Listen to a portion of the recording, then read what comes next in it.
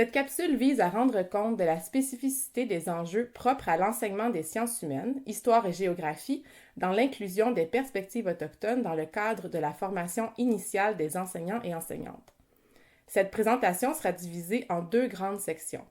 D'abord, nous aborderons les enjeux ou défis liés à l'inclusion ou l'intégration des savoirs, perspectives et expériences historiques des peuples autochtones dans l'enseignement des sciences humaines. Puis, nous proposerons des pistes pour inclure ces perspectives. Il faut garder en tête que le contenu de cette capsule est basé sur une recension des écrits qui a eu lieu en 2020 et 2021.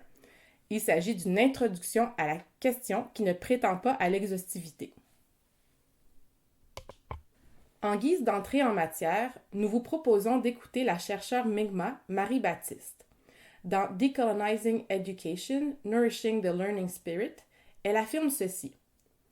Le processus de décolonisation nous oblige à démanteler les fondations eurocentriques. Et l'une des plus grandes fondations eurocentriques est l'histoire. Les fondements et les méthodologies de l'histoire proviennent d'un très petit sous-ensemble de chercheurs eurocentrés qui ont créé les normes et le système de récompense de la recherche, les subventions et les prix pour les meilleurs livres. Tous ces chercheurs sont impliqués dans l'oppression continue des connaissances, des traditions et des histoires autochtones. Comme d'autres chercheurs autochtones, Marie-Baptiste souligne ainsi le lien étroit entre histoire et colonisation. L'histoire savante et son corollaire, l'histoire scolaire, se serait construite sur les ruines des savoirs autochtones et continuerait de le faire encore de nos jours. Par exemple, les outils méthodologiques et conceptuels, prioritairement appuyés sur l'écriture, la vision du temps, linéaire et progressive, ou les points de départ eurocentrés des interprétations historiques proposées sont autant d'éléments qui contribuent à l'exclusion des expériences, perspectives et savoirs des premiers peuples. Dans cette première partie, qui se concentre sur les enjeux épistémologiques et didactiques, nous aborderons deux volets, soit les enjeux liés aux postures et inconfort des acteurs et actrices, et les enjeux en lien avec les disciplines. L'un des enjeux qui revient dans les écrits scientifiques, c'est qu'il y a un inconfort des actuels et futurs enseignants et enseignantes en histoire et en géographie. Ceux-ci et celles-ci ont peur de faire un faux pas, d'utiliser les mauvais termes, de se tromper. Maine, en parlant du contexte ontarien, résume bien cet inconfort. Il dit « Les candidats enseignants non autochtones commencent à enseigner avec l'incertitude, l'inconfort et un manque général de confiance en eux pour intégrer le contenu autochtone. Sans possibilité d'apprentissage supplémentaire et sans intérêt personnel à continuer d'apprendre, certains enseignants peuvent choisir d'éviter d'intégrer le contenu autochtone ou pire, de fournir de fausses informations en raison d'un manque de connaissances. D'autres enjeux sont de nature plus politique ou épistémologique. L'inclusion des perspectives autochtones dans l'histoire du Québec et du Canada amène à remettre en question le récit national qui est traditionnellement centré au Québec autour de l'expérience historique des Canadiens français. Ainsi, l'ajout des savoirs et perspectives autochtones oblige à sortir des interprétations habituelles et à revoir la trame narrative au complet. Au Québec, par exemple, le fleuron québécois que représente Hydro-Québec, symbole par excellence du slogan de la Révolution tranquille « Maître chez nous », constitue pour les Cris et les Inuits un projet synonyme de dépossession et de violation de leurs droits fondamentaux.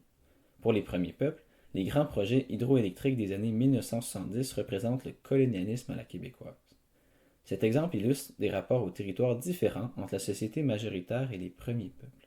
Alors que le processus de colonisation s'est constitué sur un rapport d'appropriation du territoire, les premiers peuples décrivent une relation d'appartenance au territoire et d'interdépendance avec celui-ci. Par ailleurs, les récits historiques construits depuis la colonisation ont eu tendance à homogénéiser tous les groupes, qu'ils soient français, britanniques ou autochtones. Cela a effacé les particularités de chacune des nations. Ensuite, l'intégration des savoirs autochtones met en lumière des divergences épistémologiques, donc des différences quant aux façons de concevoir l'histoire et ses finalités. Marker souligne que, pour les peuples autochtones, les histoires peuvent être étroitement liées à la survie sur le territoire. Pour d'autres auteurs et autrices autochtones, les histoires servent de guide pour mieux vivre sa vie.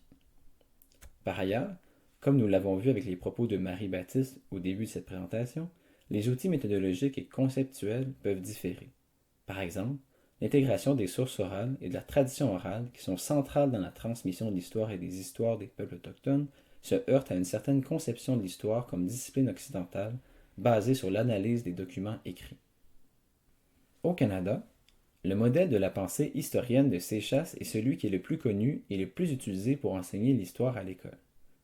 Il y a un débat quant à sa pertinence pour inclure les perspectives et savoirs autochtones dans l'enseignement de l'histoire. La pensée historienne vise à familiariser les élèves avec la méthode historique utilisée par les professionnels de l'histoire et à développer un regard critique sur l'histoire. Elle est structurée autour de 6 concepts ou étapes qui guident les élèves dans leur démarche. Les élèves apprennent donc à établir la pertinence historique, utiliser les sources primaires, identifier les ruptures et continuités, analyser les causes et conséquences, adopter une perspective historique et comprendre sa dimension éthique. Pour les critiques de la pensée historienne, le problème est que la discipline de l'histoire se serait elle-même développée à partir d'une posture épistémologique dite coloniale, ce qui limiterait les réponses possibles aux appels à l'action de la CVRC. Pour ces auteurs et autrices, la méthode historienne enseignée aux élèves ne peut pas rendre justice aux savoirs et aux épistémologies autochtones. Pour d'autres, la pensée historienne peut permettre d'aménager un espace pour les visions du monde et les savoirs autochtones. Miles propose par exemple d'utiliser le concept de la pertinence historique pour questionner la nature interprétative et construite de l'histoire. On peut par exemple amener les élèves à se demander quelles sont les histoires qui sont racontées, pourquoi celles-là et pas d'autres. Ainsi, on peut questionner les récits nationaux qui effacent ou marginalisent les expériences et savoirs autochtones. Gibson et Case, quant à eux, proposent d'utiliser le concept de la perspective historique qui amène les élèves à explorer les perspectives des acteurs du passé pour intégrer les points de vue des premiers peuples sur l'histoire et reconnaître une diversité de perspectives autochtones sur les enjeux historiques et contemporains. Cette approche permet d'éviter l'homogénéisation des perspectives autochtones mentionnées plus tôt. Dans cette deuxième partie, nous allons maintenant aborder quelques pistes pour l'inclusion des perspectives et savoirs autochtones aux didactiques des sciences humaines, soit de développer une vision critique du passé, de mettre l'accent sur l'agentivité et la contemporanéité, d'utiliser l'histoire locale et la pédagogie du lieu, de porter attention aux façons de dire l'histoire, de favoriser l'empathie et de créer des liens avec les communautés locales. Pour faire le pont avec les défis posés par la pensée historienne, Miles soulève plusieurs enjeux qui posent problème dans la façon dont l'histoire est enseignée, soit la narration, l'identité, la temporalité et la complémentarité. Il propose de reformuler ces enjeux. L'enjeu de la narration. Comment reconsidérer les curriculums en appui à la réconciliation? L'enjeu de l'identité. Comment s'engager dans un questionnement sur sa propre identité? L'enjeu de la temporalité. Comment les enseignantes et enseignants peuvent-ils éviter de reléguer la question autochtone et les abus du colonialisme aux oubliettes de l'histoire? L'enjeu de la complémentarité. Comment concilier l'étude des sciences humaines et sociales et celle des traditions autochtones? Il n'y a pas de réponse précise à ces questions, mais elles soulignent que l'inclusion débute par un questionnement personnel. L'objectif est de développer une vision critique du passé.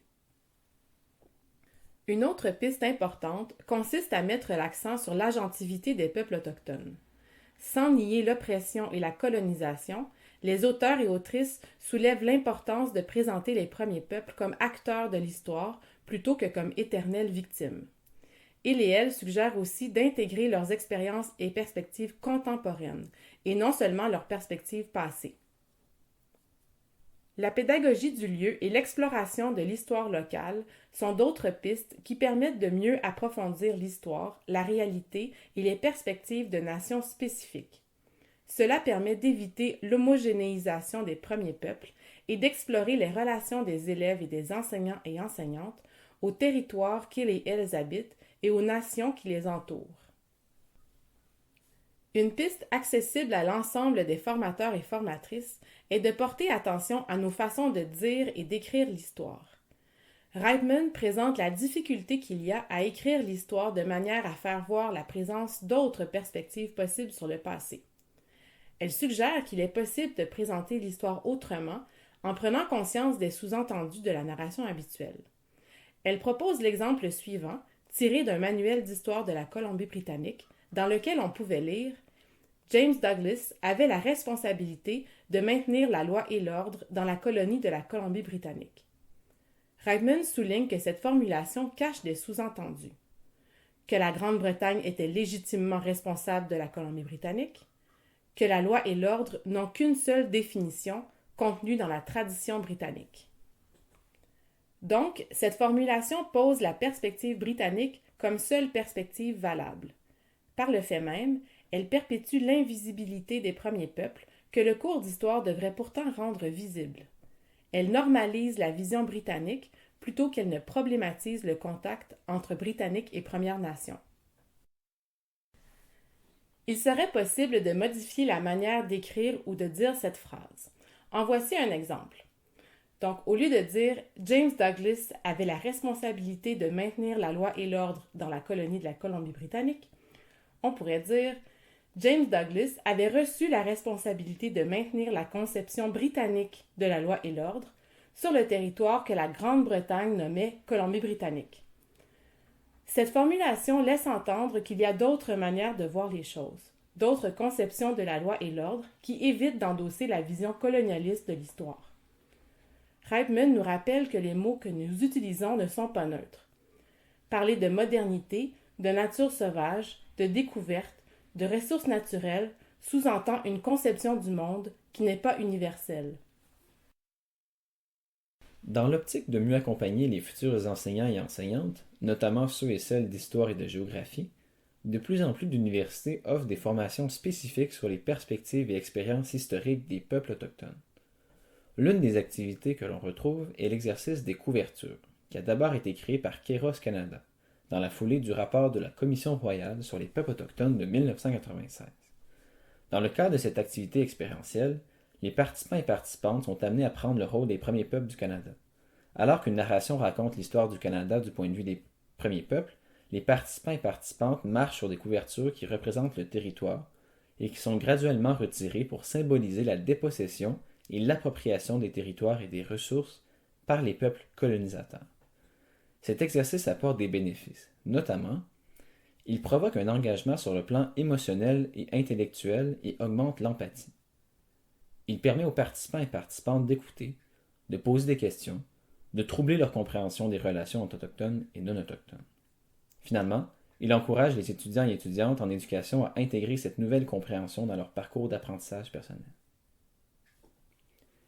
En guise de conclusion, rappelons l'importance de créer des liens avec les communautés autochtones locales à travers la multiperspectivité, la diversité des rapports au territoire et les rencontres des communautés. Il est essentiel d'accorder une importance particulière aux manifestations culturelles, sociales et politiques contemporaines des enjeux autochtones et de faire le pont avec les enjeux passés. Les revendications d'aujourd'hui sont mieux comprises si on leur redonne leurs racines historiques. Par ailleurs, les futurs enseignants et enseignantes qui ont été mis en contact avec ces pratiques au cours de leur formation seront plus à même de les amener dans leur classe et de les intégrer dans leurs propres pratiques. Bien que cette liste ne soit aucunement exhaustive, nous vous suggérons quelques éléments à retenir de cette capsule, soit de questionner le récit historique habituel. Quelles histoires sont visibles? Quelles histoires sont invisibles? De présenter les manifestations historiques, culturelles, sociales et politiques contemporaines des premiers peuples, de faire une place à la tradition orale et aux histoires orales des premiers peuples, et d'explorer notre propre relation à l'histoire et au territoire. Merci d'avoir visionné cette capsule. Nous vous invitons à consulter ces références pour approfondir votre réflexion.